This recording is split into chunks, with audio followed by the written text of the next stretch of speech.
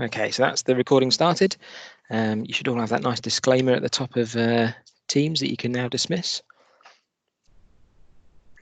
So OneNote, for those that haven't used it, it is essentially a digital notebook. There is a lot more to OneNote than that, and we'll start going through some of the ways that you can be more productive and plan and track actions across your own workload and Teams workloads. But effectively, you can capture, organize and share information in OneNote. So that's what's currently shared on the screen at the moment. And this is just my own page within a particular section of my notebook for the training that we've got going on. You can type notes in, record audio, create to-do lists, sketch if you're using a touch screen or a tablet or an iPhone. You can sketch, draw, you can do mathematical equations.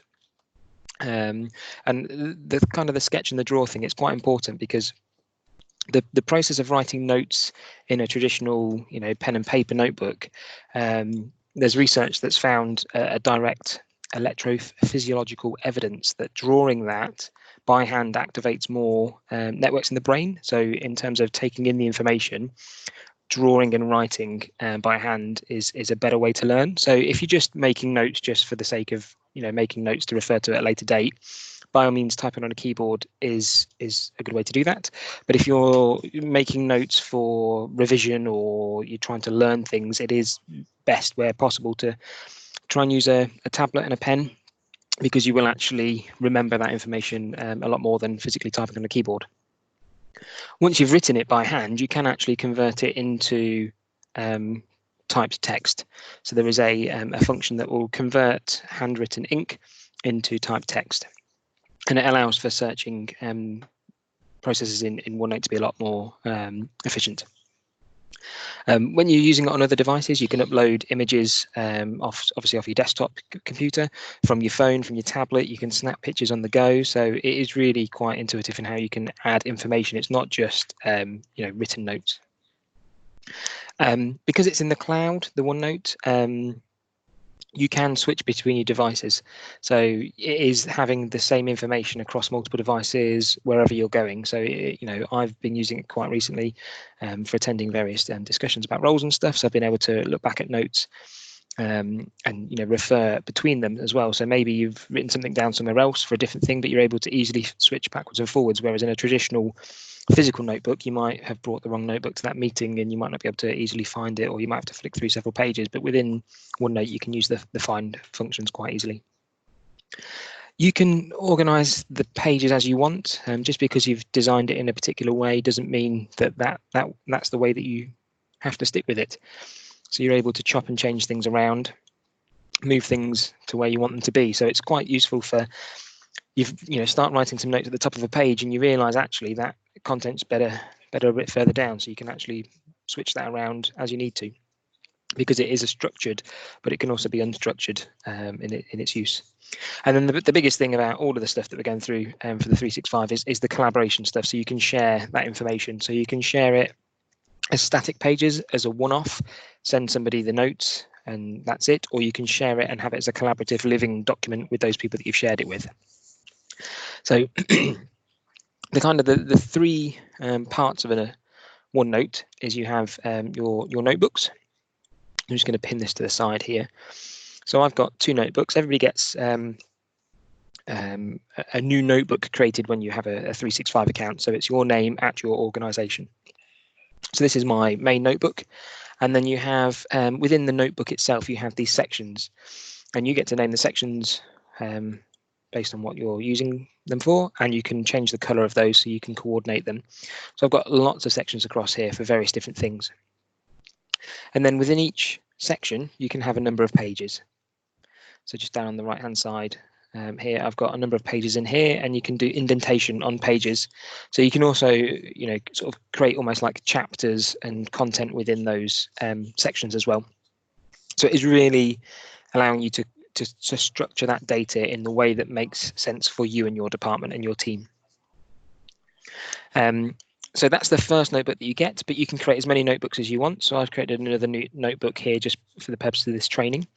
But to create a new notebook, you just same with most of these things. There's multiple ways to do it, but you can just click on File, click on New, a notebook. It's asking you where do you want to store the notebook. If you want to collaborate and you want to use the notebook with other people, it's always best to either create it on your OneDrive or within a SharePoint site. So if it's a notebook that's going to be used as part of a team, you're best to pop it in a SharePoint site. But you do get the option of creating it on a local storage. That limits the ability for you to be able to access on other devices, but in your OneDrive is a good place to start with. And just choose the folder that you want to create it in. So I'm going to create it in my OneDrive. And I'm just going to create a loose one here.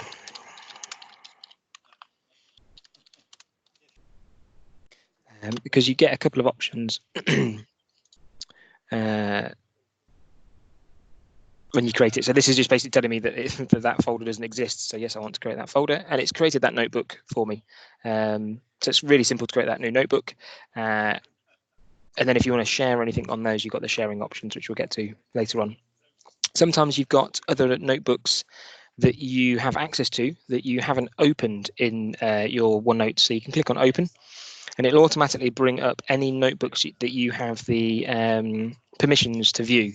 So there's the notebook that we've got within our IT collaboration team, because these are the ones that I know that it's created for me. And any of the notebooks from areas around the Office 365 environment that I have the permissions to go and open and view. So they will be collaborative notebooks. Plus, if you've got other notebooks on your local machine, you can go and choose those as well. And again, all that'll do is I'll open up that notebook, place it on the sidebar here for you. You can pin and unpin the notebook bar. So if you want, the valuable screen space, as much space as possible for taking notes, it'll just change to this little pop-out menu at the top here, telling you which notebook you're in, and you can just hot switch between those notebooks as and when you choose. So I'm going to work in this training notebook here, and effectively, it'll always create a new section for you with a new page. So you could rename the section, just double click and give the section the information you need. So this might be your to-do section, and this might be a meeting. Can't type. And then you can just click anywhere on the screen. I'm just single clicking around and I can start making notes, and it will create an entity of that particular set of notes for you. And you can click and drag that entity around. One of the things that people say is that the box can sometimes not be large enough for the text that they are typing, and it will start to word wrap. This is like the longest sentence ever now. So it started to word wrap around, and they want to expand that box. So you can just click and drag that box out. So if you want it to be a full screen of text, full box, you can drag that across. Or if you're actually quite useful with, I've got a few notes that I've got around. So I've just copied and pasted those around. You can resize these, and as and when you start resizing them, it will start to overlap. So you'd have to move them around just to make them where you want. You can move these around the whole page as and when you need to.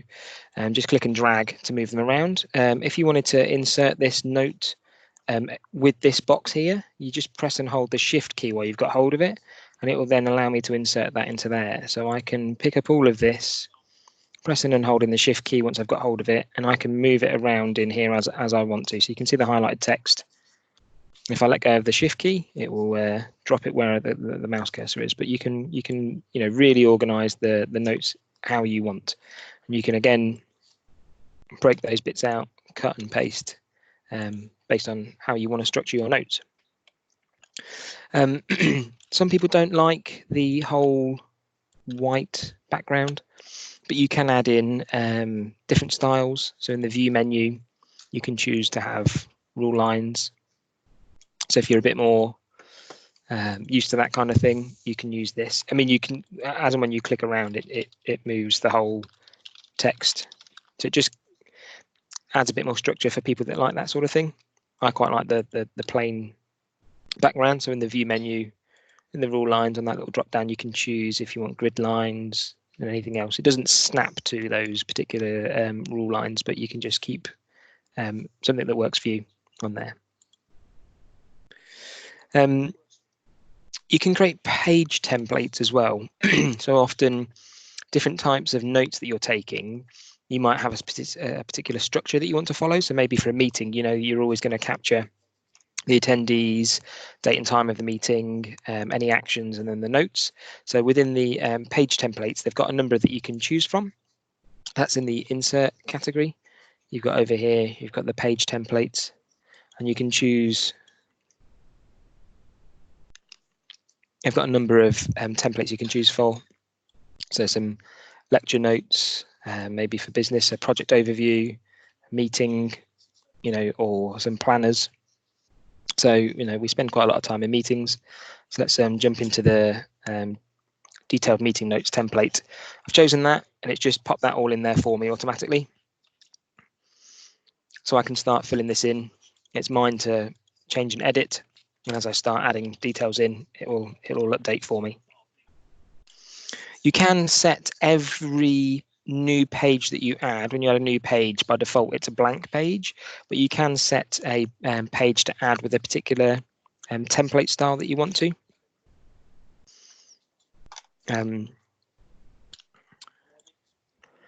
Now, this is where I get tested to remember how I do that. We'll come back to that later. I'm trying to think if it's off here. Yeah, so if you want to use a specific template in this particular section in this to-do, if I choose the correct template from here, this is the full list of templates that are available, and you can create your own templates as well. When you choose that particular template style, every new page that you create, so let's choose this simple lecture notes.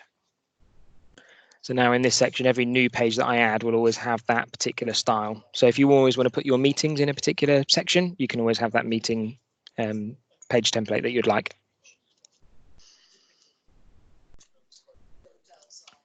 And once you've got a few pages in here, you might want to be arranging these pages around. So you can just click and drag to move them up and down.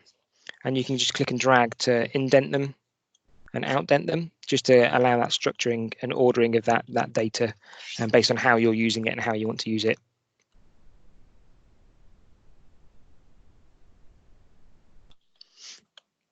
And if you've got a number of pages and the content between each of those pages relates to each other, you can add some shortcuts between them.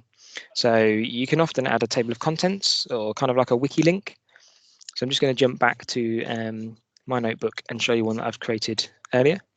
So for this digital skills training, we can see here I've got an agenda course, and then I've got most of these items hyperlinked, and the names of these courses here relate to the names of the pages along here. So I can quickly jump, say, to the Teams page, and you see it's moving into this page. So I can see these notes, and then at the top I've just added a little click back link that takes me back to that set of headers. And it's so easy to add those links in. All you do is 2 square brackets and you start typing the page name. So if I wanted to put that link to the Teams one, I'll just type the page name, 2 square brackets to close it, and it'll automatically link that for me. If there isn't a page with that name, let's say we create one that's called new page, and I close those brackets, it has created a page down here for me called new page, because I've said I want a shortcut to a page that's got that name. And you can see how it's got a dashed underline that says I've created that page. There's no content in there. So until I start to put content into that actual page, it'll always stay with that dash underlining. But as soon as I start to put some content in here, it will know and it will update that to a solid underline. So if you're creating a table of contents, it's a good way to know which pages you've added content into and which ones yet you haven't added anything into. So that was just the square brackets over near your P for Papa key on the keyboard. Anything you write in there, it will link to that particular page if it already exists. And if not, it will create a page for you in that section that you're in.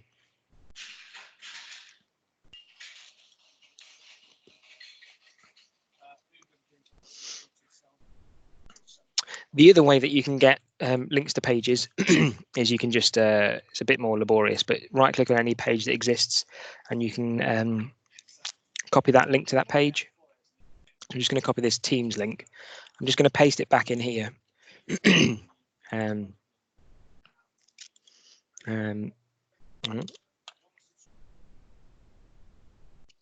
it gone? So copy, and then just going to, I can't, I was going to paste it as text, which I can't. It's quite a long, not a very friendly looking link,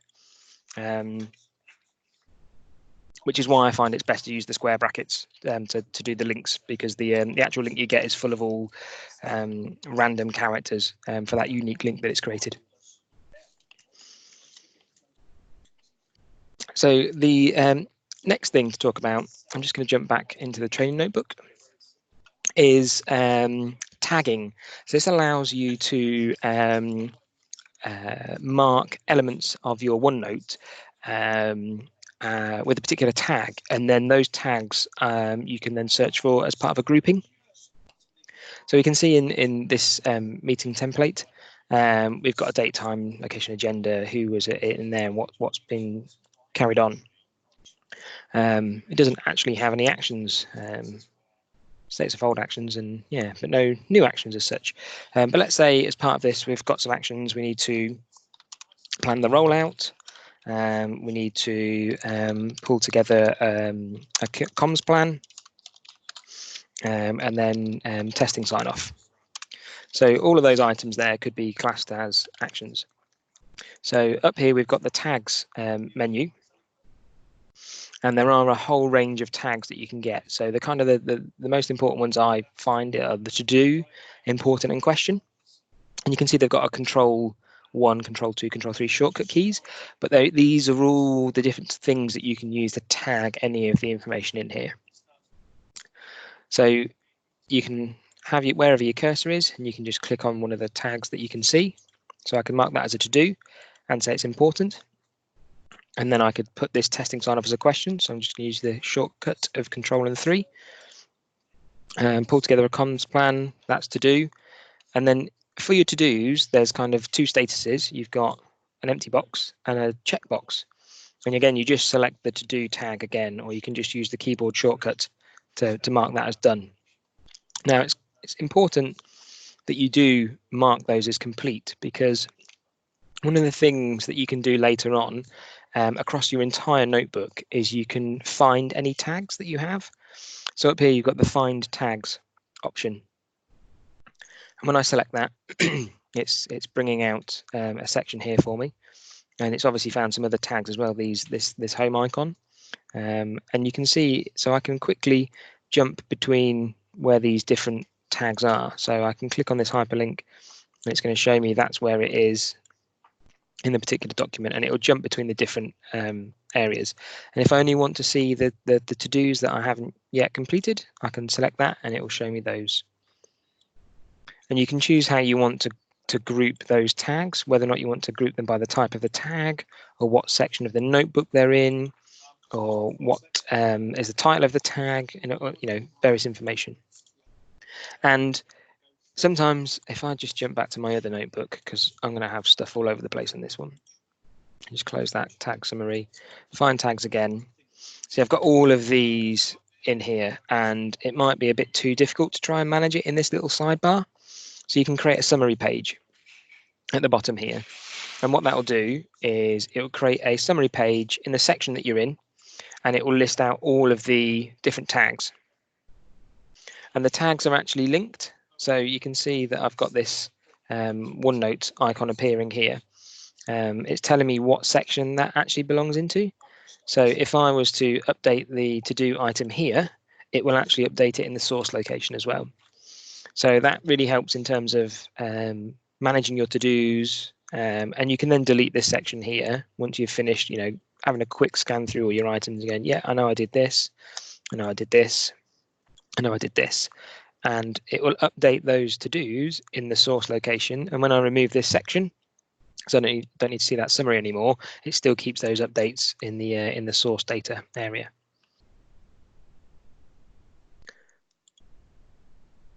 So this is all about how, we write down in our notebooks, traditionally pen and paper. We might highlight things, we might star things, but then you've manually got to flick backwards and forwards over those, pages to remember what you planned. What did red highlight mean? Why did I switch to a green highlight? Did the pen run out? At least with this, you can be consistent with the tagging. And the tagging is unique to you in how you interpret what that's going to be. You can create customized tags as well, just to help with it. But I find that most of the sort of the top 2 or 3 cover the most of the things that you need to do. But there are other things in there that you can use as well.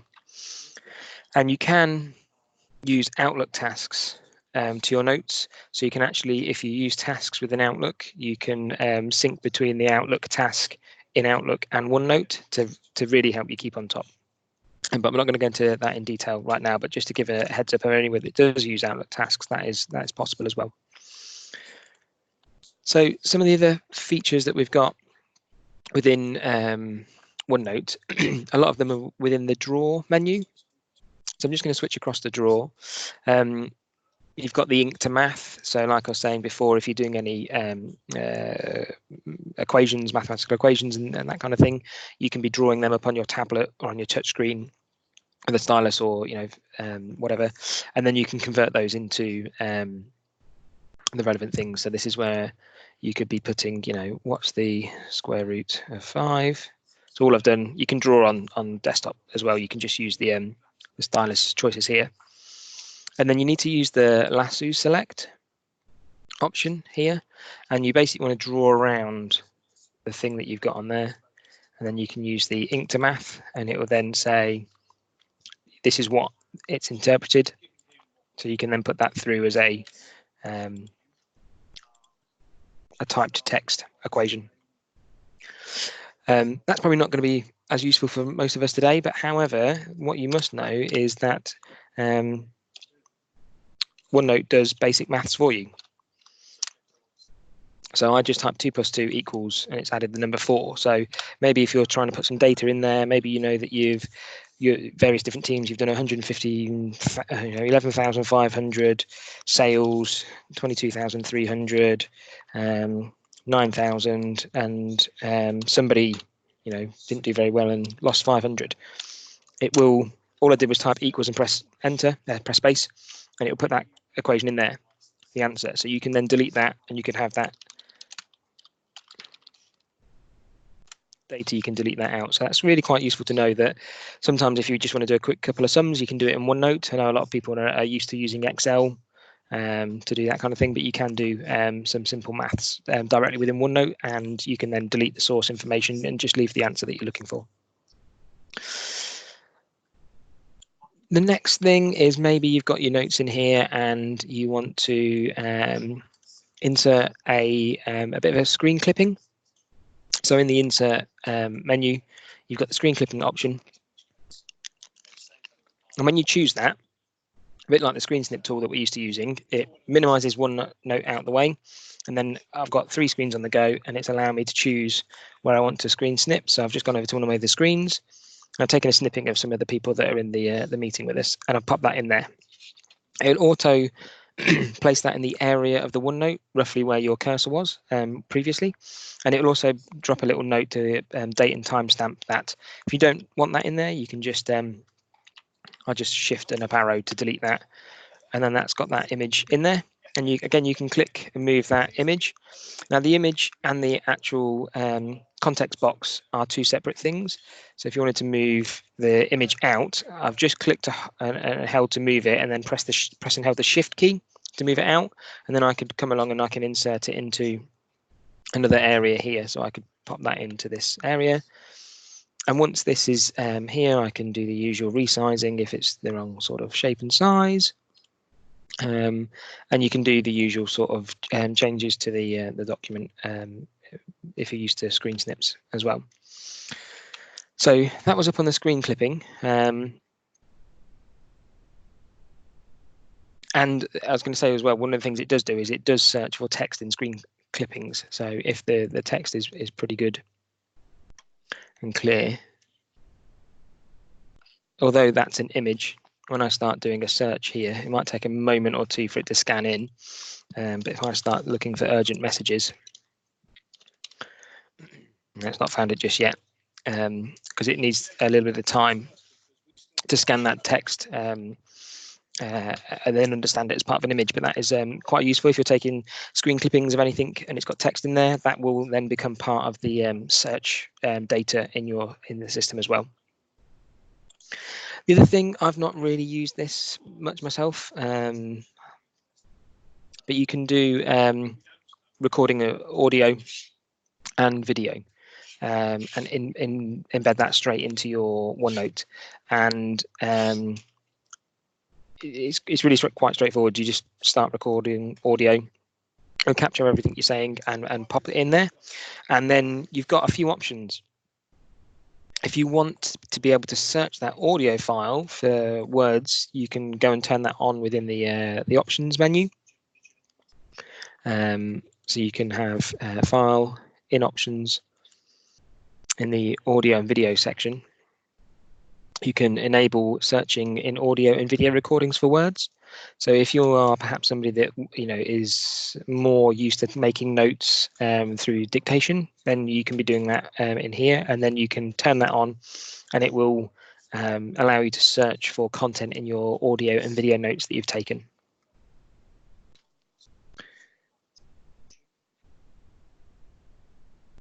When you insert an audio note here, it will appear as like a little shortcut icon, similar to how you have icons on your desktop, and then you can just double click to play that audio recording or video recording. The video recording will actually be embedded into OneNote, and you can watch that quite natively within OneNote.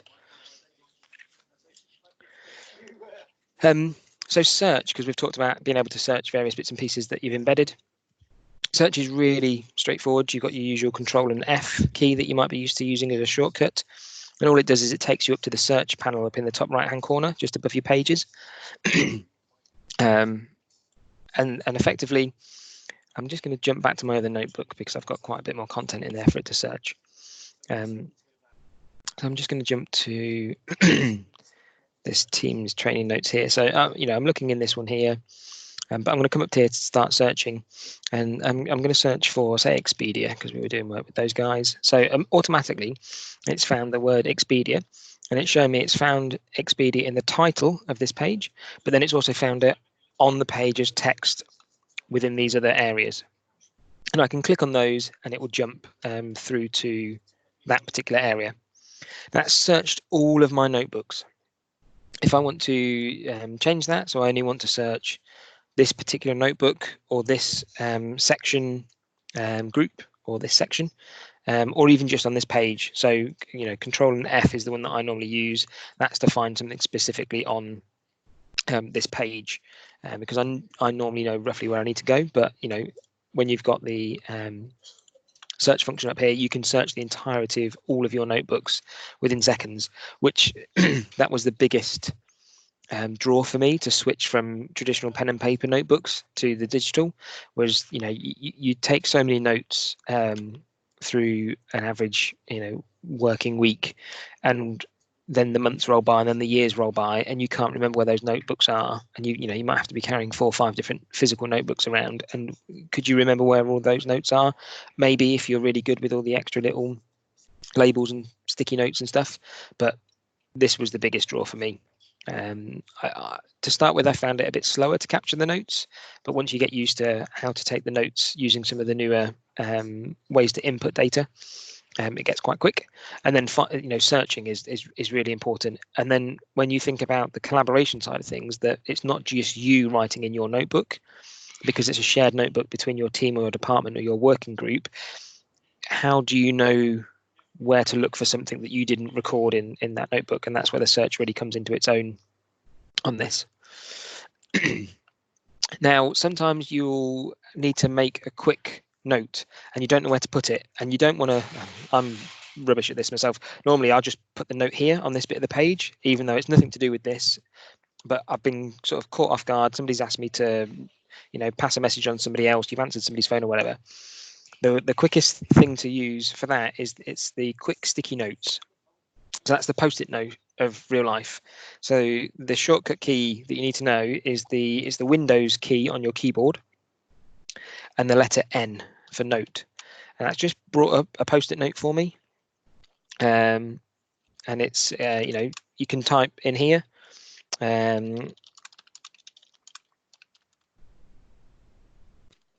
me just get the typo. There we go. And you can adjust that.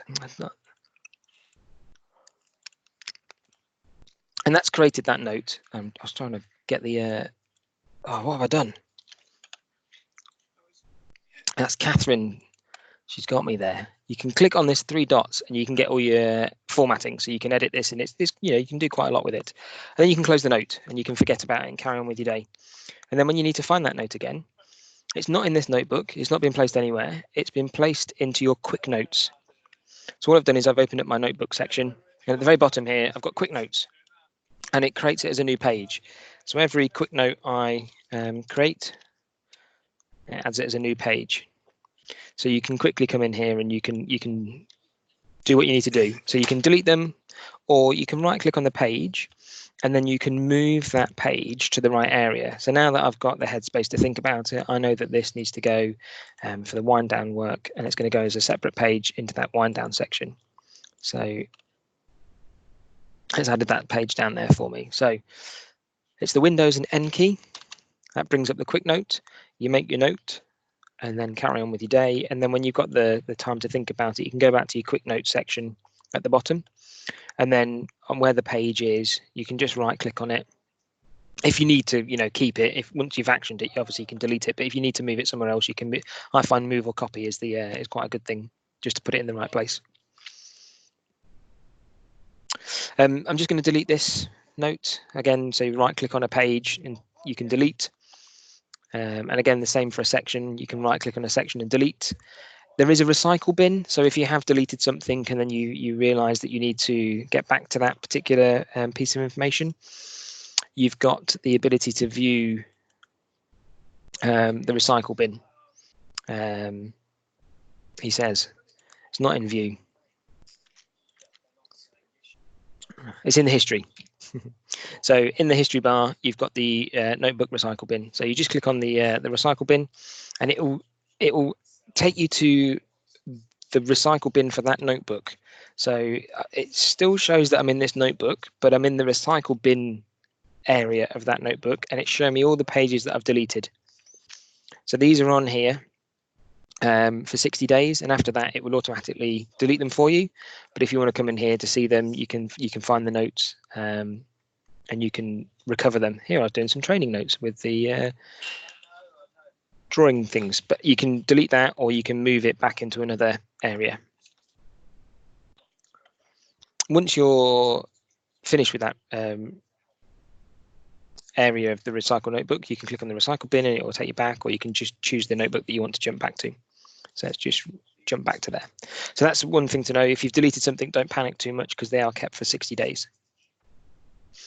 The key thing as well we were talking about was sharing notebooks. So they're looking to have you share and collaborate, as in, it's a live sharing of the notebook. So let's just in the chat on the meeting. Let me go and get the sharing link.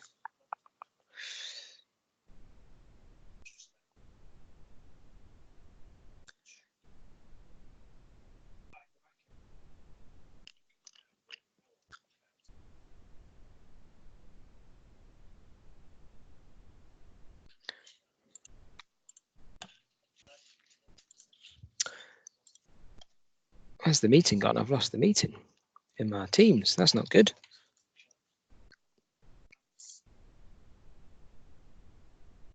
Right, let's paste this into here.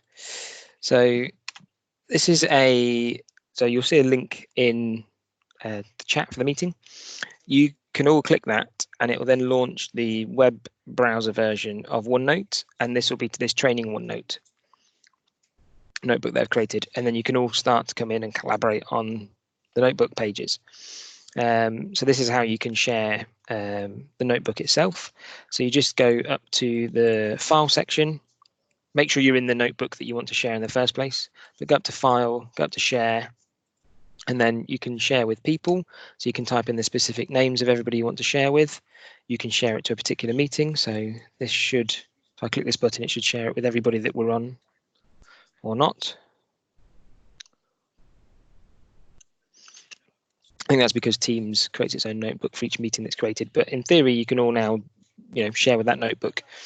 So that's the easiest way to start sharing of your notebooks. In File, Share, I'll tell you notebook up here, and then you can type in the names of everybody you want to share with.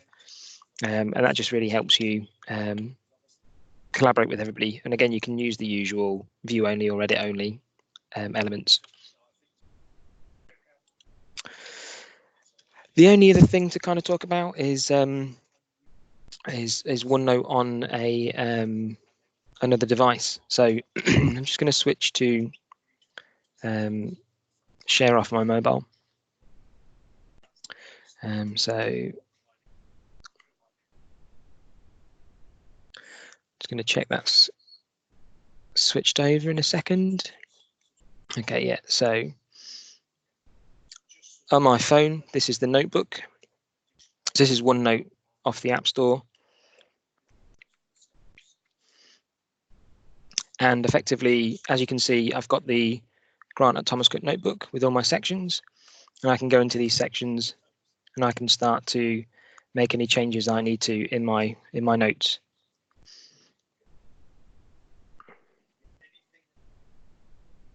So I can start typing extra notes. If you're not too good with the keypad on here, up in the top, it's difficult to say, in the top right hand corner, there's a squiggle line. So you can tap that and it will then give you the options to start writing, which if you do it too close to the edge of the screen, it will move you back, but you can start taking notes. Sometimes it's better in the landscape mode. You use 2 fingers on the screen to navigate around, zoom in and out, but you can start to highlight certain things in the app. But that's effectively, the same you can do on your mobile device, your tablet. You can switch backwards and forwards quite quickly, and the speed at which it syncs backwards and forwards with the other devices is just as fast as the Wi-Fi connection that you're on. But if you're having problems, you can normally just scroll down and you see it's got page sync just now, but that will automatically force a syncing of that particular page. So you can get OneNote on iOS and Android. You can download, log in with your usual domain details, and then it will automatically bring up your name at workplace notebook, but there's nothing to stop you opening other notebooks that you've got access to. So you can create new ones on the fly or open up other notebooks you've got. And you also get access, as you can see in the bottom right hand corner, you've got the sticky notes. So you could create new sticky notes on here. These are different, these sticky notes. These sticky notes actually go into your Outlook area for sticky notes. So that's just one thing to bear in mind. If you're making notes on the sticky notes app within OneNote on your mobile device, it places them in a different location to those quick notes. Okay. And the good thing about that is I was able to seamlessly switch from sharing on my desktop to my mobile, and the meeting recording is still taking place. So that's pretty good. I'm pleased that worked. So just going to stop the recording there.